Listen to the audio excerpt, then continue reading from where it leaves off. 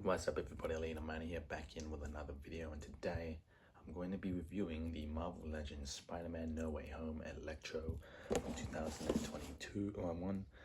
This is a figure that has been like nearly 6 years in the making for the Electro for the movie version. This is only his second iteration of Electro in the movie, so without further ado, let's just get straight into it, shall we? So unfortunately, he doesn't come with a lot of accessories for a deluxe figure, which is a shame. He comes with these sets of blast effects or electric effects, which are yellow, and he comes in packaged with fisted hands and open palmed hands. Really wish we got what's his name? Jamie Foxx or a Max Dillon head scan that isn't electrified like this one, and some more hands would have been fine, and some more electric blasts as well. But yeah. But aside from the accessories, let's get more onto the figure himself. So as for the figure, it is a very nice looking figure. I did not think it was going to be as articulated as I thought it'd be, just based on the last No Way Home figure, which was the Hobgoblin. But this is a solid figure. It does have a lot of good articulation, and it does pose pretty good. I will get onto the cons of it, however, and but just a glimpse of it, it is very nice looking. It is a lot of sculpt, and is all brand new as well. There is not a lot of articulation though on the upper body, no butterfly joints, and he is on a disc hinge, unfortunately, and again, no interchangeable head, so it's kind of a bummerific. It's kind of bum. It's not really good. It's not really terrific. But basically, everything like through the cords and the wires and whatnot are solid pieces. They are not bendy wired and whatnot. And a weird thing about them is that they have the arms have holes on the like for the bendy cords and whatnot. So if you push it in, it will just stick up. It will just come right off. Not sure why that's the case, but it's not too big of a deal. It does kind of bother me, especially in the chest piece. Like as you can see, I was articulating the chest, but the piece on the stomach just popped right off. And same thing for the legs. The legs are a lot more obvious because it's on a lighter brown, and you can see it right there. And that's where the pegs are supposed to be. But yeah, it's just a bit of a con for me. But another thing is that he has no shin swivel, but as you can see, could have had it because I'm articulating the foot a little bit. But if you look in the back, he's sculpted on without it, I guess. I don't know why they did this sculpt instead of just implementing a shin swivel, which would have been better. And the hips are a bit too wide for me as well. His crotch piece is way too thick and not the good kind. It's kind of homo, but allow it.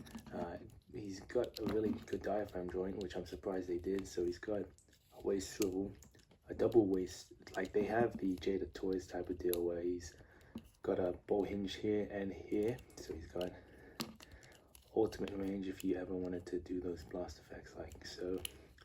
So it is pretty cool to do, which is actually probably the best articulated figure for the villain side, because it definitely articulates better than the Green Goblin and Sandman.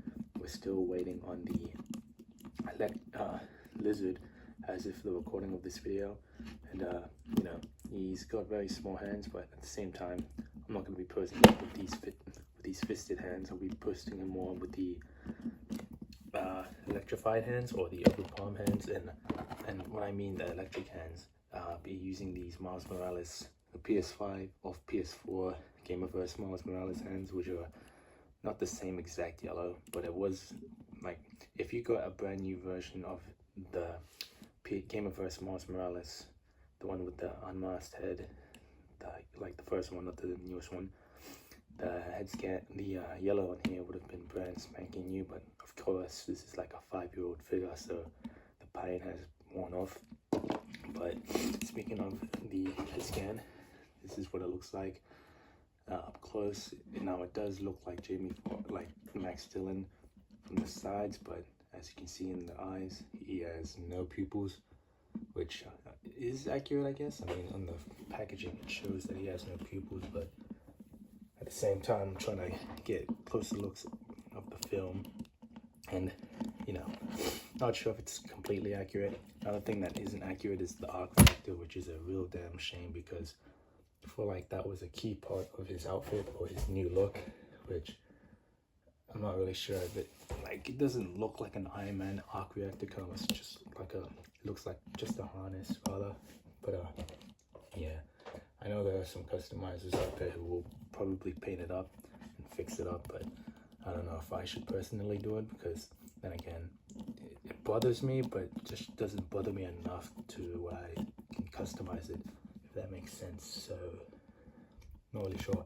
But it is a good figure overall, and we'll get into the articulation side of it, which is the most surprising part of it, after I swap out the hands, because these hands are, again, a bit on the smaller side, and even the arms are a bit skinny looking to me. So I'll be swapping out the hands, and then I'll be getting more to his articulation. So for the articulation, he's got a hinge and a swivel ankle rocker. No, an ankle rocker and a hinge that goes that far up and that far down. And again, ankle rocker, in case I didn't mention that enough. He's also got double jointed knees, but it is going to be hindered by this this leg cord thing, so be careful with that. I would rather bend the first upper, like the upper knee, and then bend the second knee, but even then it still stretches out this piece. So yeah, it's kind of that's also a code of mine that I don't like. Then again, he won't probably be posting these knees all the way down, I reckon. But he's also got a thigh swivel, foot kick or forward kick that goes that far up, and he can go that far back, which is none. He can also do this.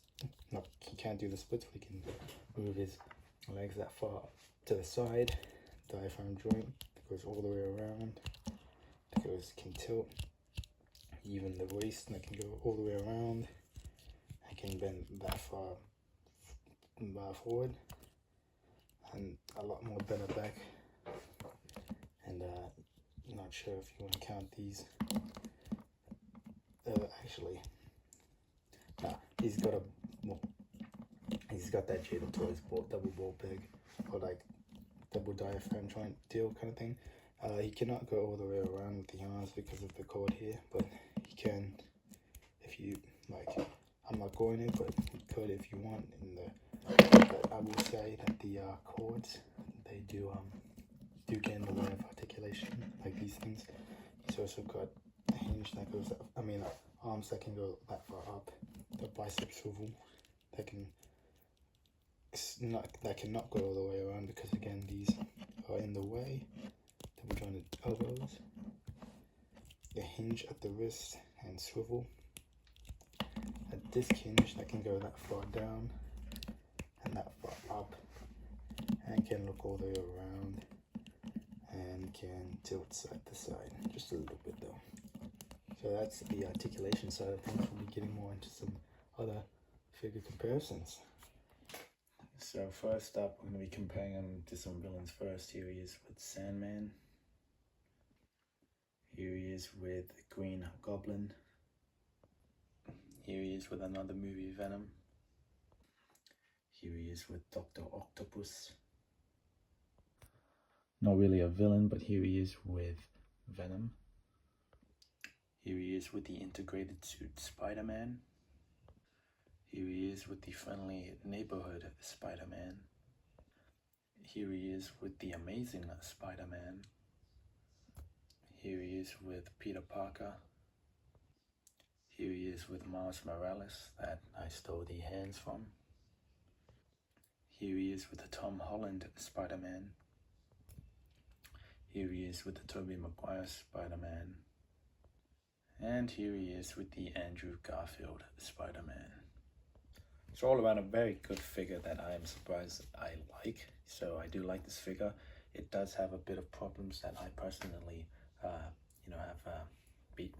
have a lot of problems with it, but that is something that I can overlook, because Jamie Foxx's performance of the character was just a glow up from his first ever performance as Electro in The Amazing Spider-Man 2, which was alright, but it was also a bit iffy and not as good as his performance in No Way Home.